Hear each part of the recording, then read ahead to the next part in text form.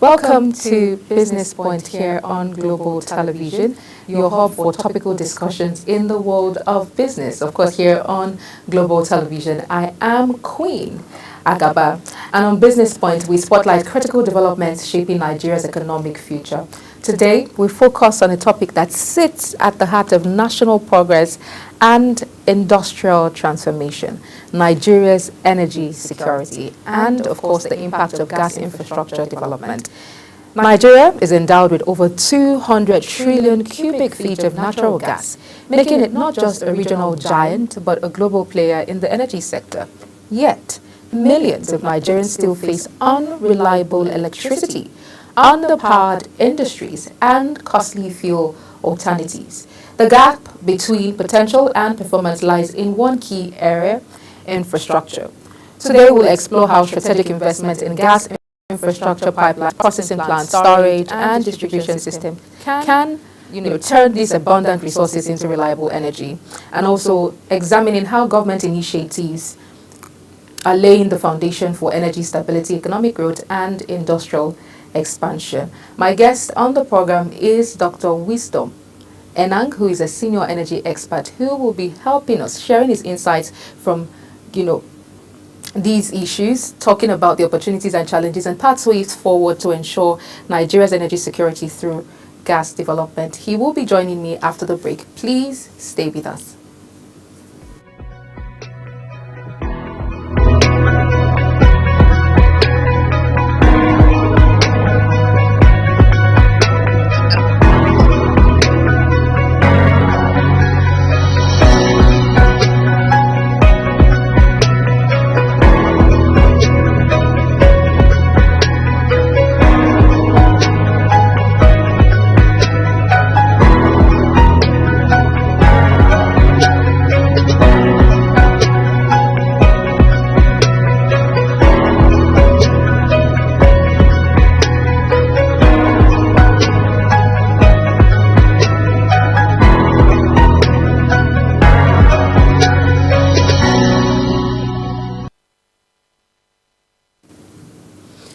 Many thanks for staying with us. If you've just joined us, this is Business Point here on Global Television, and I am joined by Dr. Wisdom Enang, who is a senior energy expert. He joins me from Akwa Ibom to discuss gas infrastructure and development in Nigeria. Many thanks for joining me on the program, Dr. Wisdom.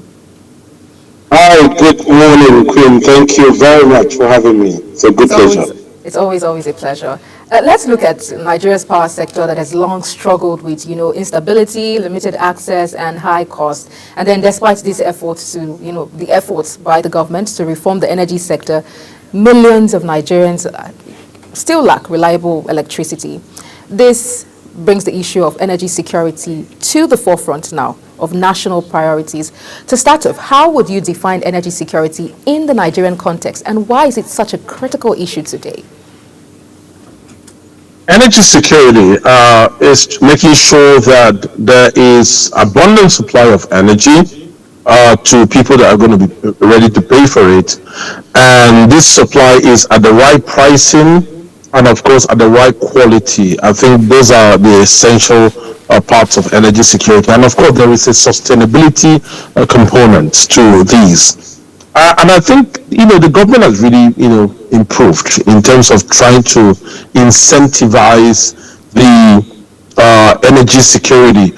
But there are still challenges. The challenges are, let's look at the sort of challenges that we have in supplying energy to the Nigerian population. One is the infrastructure.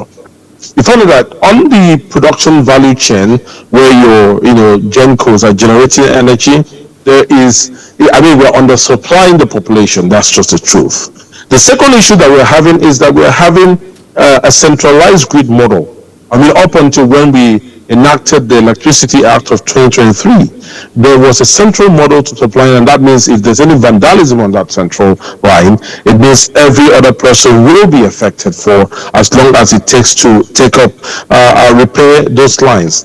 The other issue that we're having is the issue of cost-reflective tariff, but you have to superimpose that vis-a-vis the aspect that has to do with reliable supply, because people are not willing to pay if they do not have quality supply. Quality supply means, are you giving them and taking it every hour? It means that they cannot do a continuous process. For example, if anyone wanted to do a continuous process, would have to have either a backup generator. And some people, if there's a continuous process, that would be cost so much for if it's truncated, they would have to even on their generators and not bother about electricity. The other thing is, are you giving them the right voltages? Because you could pretty much supply the low voltage and then it's completely useless to them.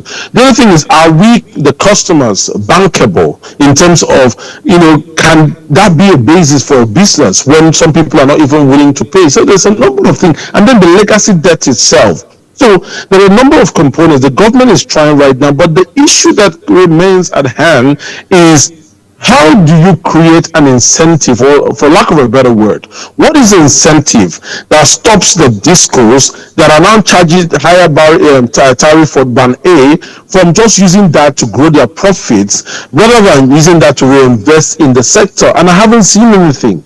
I haven't seen any clause that is saying, look, this is whatever quota from the band A tariffs that needs to be put into reinvestment. So the whole energy equation in Nigeria comes with certain challenges, certain opportunities. But, for me, I think for us to get to where we want to, these are the challenges that I've, enunciated are those that we need to review. We need to go back to the drawing board. We need to see how to get them sorted out. We need to see how we can decentralize these grids very quickly. We need to see how we can repurpose a lot of the rural areas to be using renewable energy. We need to do all of that for us to have an efficient grid, for us to have a more reliable energy supply, and for us to have energy security in the country. Okay, thank you. Let's look at the key components of gas infrastructure. What parts of this value chain, are most underdeveloped in Nigeria? Because we know that for gas to power homes and industries, there must be infrastructure in place, pipelines, processing plants, storage, and distribution networks. And then these systems are expensive and require long-term planning, which, has often lagged behind. So what part of the value chain is missing?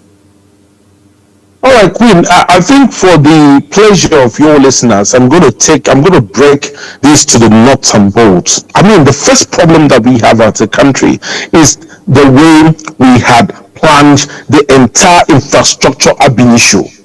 A lot of our infrastructure for the oil and gas sector was planned almost like for rent-seeking orientation. And that means that we're having an infrastructure that has been planned such that we just get the oil and sell it, and there was no gas development, probably intentionally planned. And I'm going to tell you why. A lot of the assets were just planned to either re-inject the gas, consume it on site, or flare the gas. There was really no approach for us to commingle that gas to make a commercially viable quantity that would then be off-taken and then used to produce one of the products that are required for our gas industrialization. And that has been a very big challenge. Now, yes, with benefit of hindsight, we have now seen as a country that we needed infrastructure.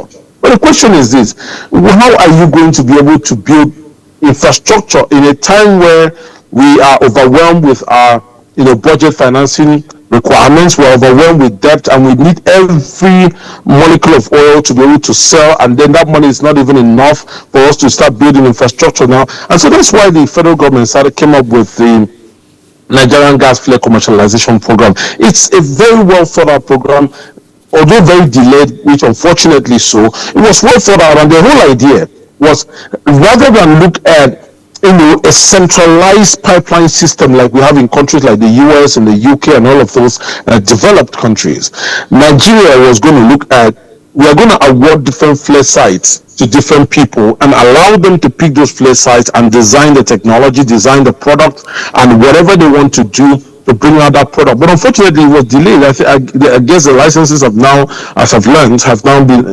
issued. But those were the opportunities of us adapting technology to our peculiar situation, to solve the peculiar situation that I've talked about. So yes, right back to your question, there's the infrastructure problem. That's one of the first things.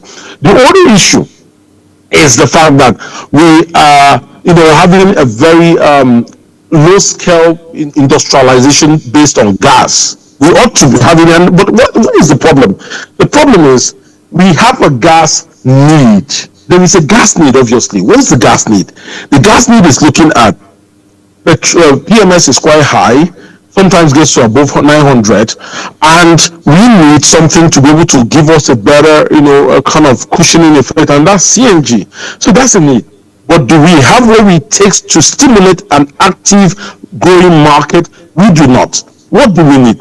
We need the infrastructure, both the gas processing and the gas dispensing and the gas transportation infrastructure. Those are three critical infrastructure. You kind of place the gas, pressurize it to the level that you need to, and then take it through pipelines or virtual pipelines or CNG technology trucks, and then send it to where you can dispense them.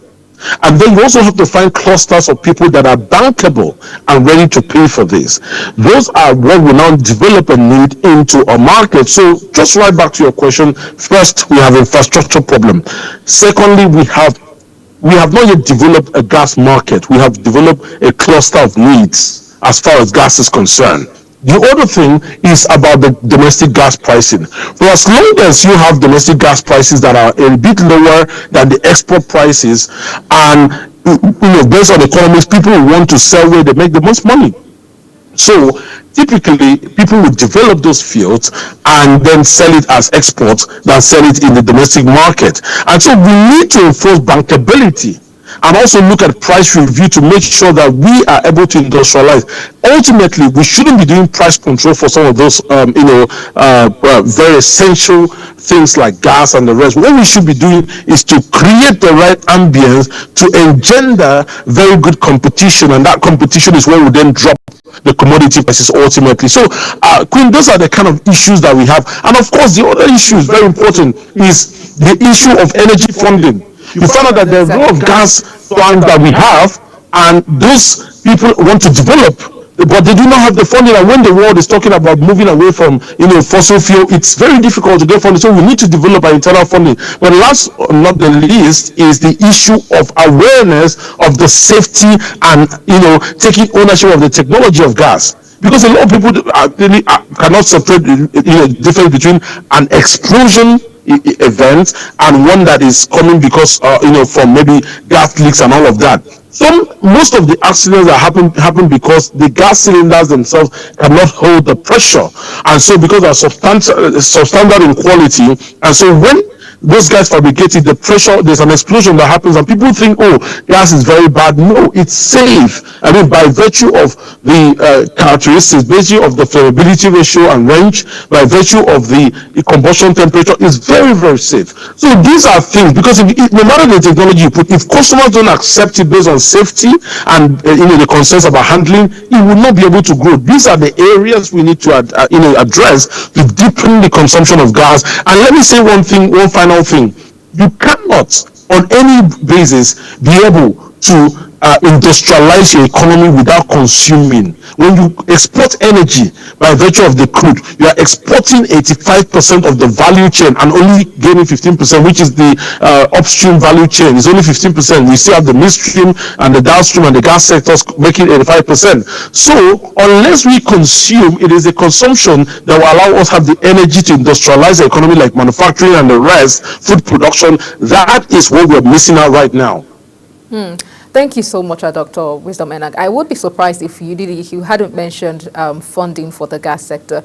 But we've had analysts talk about funding and how, I don't know if you agree that public funding alone cannot meet the massive investment needs of Nigeria's gas infrastructure, as, over time stated by analysts, and that the private sector must play a bigger role, and then it depends on an enabling environment for investment. But quickly, what role does the private sector play in gas infrastructure development? And also, how can public-private partnerships be improved?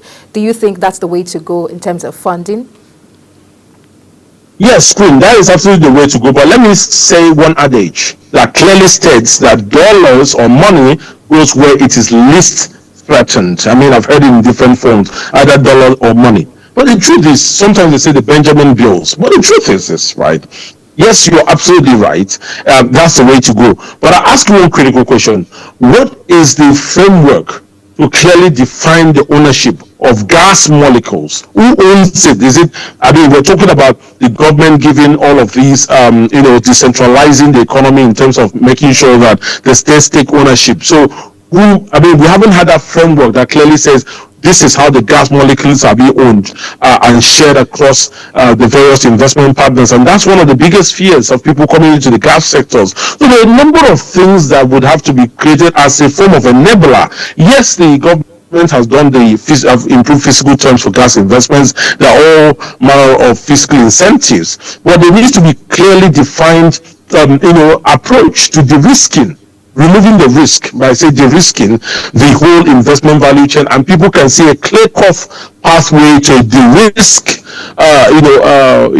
profitability path. I think that's one of the most important things. But when we achieve that, the private sector will then come in, the funding is there. And I think we need to own technology, because one of the issues you're having people have asked me and said, if I were to go into the tanks, getting maybe sourcing and supplying tanks, how can I manufacture these tanks that are to hold the CNG? And they've asked me to do a lot of, and most of their fears is that they don't find that technology domesticated around as much. So I think the federal government needs to really work with the NCDMB, which is the local content arm of the industry, and see how we can begin to really domesticate some of these technologies that are required. I mean, the presidential initiative on CNG is doing a fantastic job, but I mean, the rollout is not as fast enough, because we're thinking about translating a need to a market through the enablers that will engender that transition. So we need to work pretty far. But yes, the private sectors, are typically people that they don't really take that much of a risk, especially when it has to be regulatory risks. They need to know what they're getting to. They need to see a long-term pathway to their profitability and growth. So this is what the federal government needs to do. And then naturally, these guys will gravitate. Remember, a lot of the global companies are doing what we call a competitive global, assessment of opportunities for investment. So they're assessing us against the opportunities for gas investments in, places like the US, in the UK, in places like Mozambique, to decide the best. And if we do not offer competitiveness, they will not come. There's no way you can make them come. Thank you, Dr. Wisdom. Talking about funding, still on funding, and then, you just mentioned that particularly for the private sector, their concerns about regulatory risks and all of that. What challenge, I beg your pardon, what policy or regulatory reforms do you think is most urgent or that we need to accelerate gas infrastructure development, and particularly to also invite investors?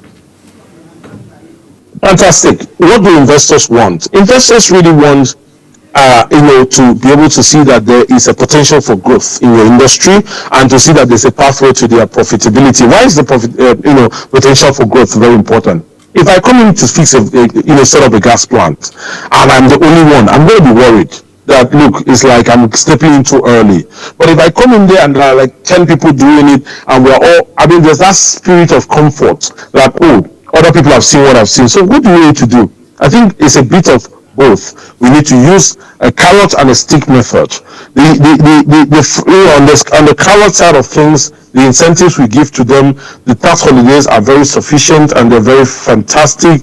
I know most of these gas companies, allowing them to even be able to bid for gas fields are very important. So let them not just be taking off the associated gas, which is more like one that is secondary after the production or the processing of crude. We should be able to allow them to have access along that value chain of getting the gas fields. We have enough gas fields. Nigeria is a country of enormous gas, but just a little bit of oil. So we need to be able to give them such a very ownership, clearly defining what happens to the gas molecules, who owns what, and how the whole operationalization of the gas industry is going to be, clearly defining that we're able to domesticate our technology. That is on the carrot side of things. On the stick side of things is, I'm tired of people owning licenses for the sake of getting loans and filling up these loans, do not develop the assets, and because they are connected to political aristocrats, they just keep those licenses and keep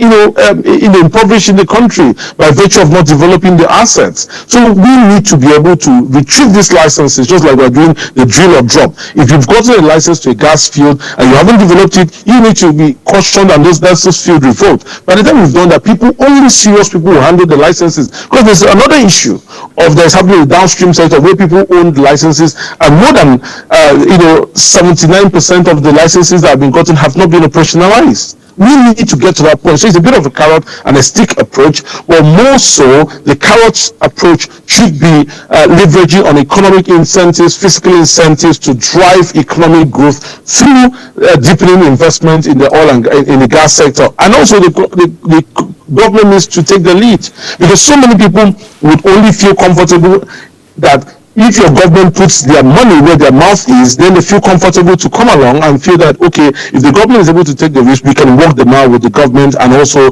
take the risk. So I think the government needs to lead the charge when it comes to starting the funding initiatives. They need to take it. Then the investors will know that yes, the government has taken a risk, and yes, there's a potential for it to work.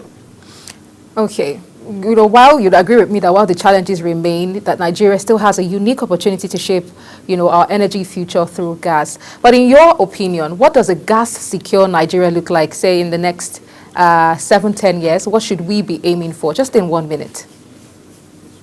A gas-secure Nigeria should be looking at self-sufficiency. We should be looking at reducing the amount of non-conventional, conventional, energy sources like firewood and all of those other ones that we use. We should be looking at reducing them.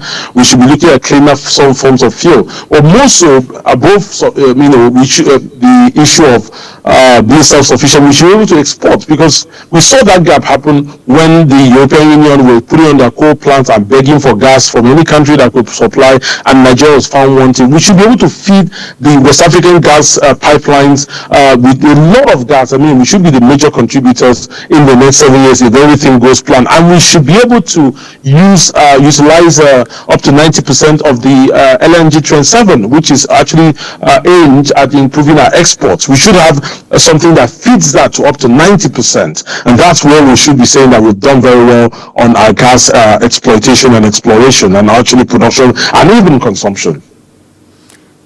Very much, Dr. Wisdom Enang. Dr. Wisdom Enang is a senior energy consultant and analyst, and he has been helping us make sense on the topic of Nigeria's energy security and the impact of gas infrastructure development. Many thanks for joining me on the program, and we'd definitely love to have you again. Thank you very much, Queen, and do enjoy the rest of your week and your day. God bless you. You too. Have a beautiful day ahead. Thank you. Well, with that, this is where we draw the curtains on Business Point today. Don't forget to make it a date, same time, same station tomorrow. And you can follow us on all social media platforms using @GlobalTVNG and other handles now showing on your screen. You can also download the Global TV Nigeria mobile app for Android and iOS devices to keep track of our broadcast. I'm Queen Agaba. Thank you for watching, and see you again.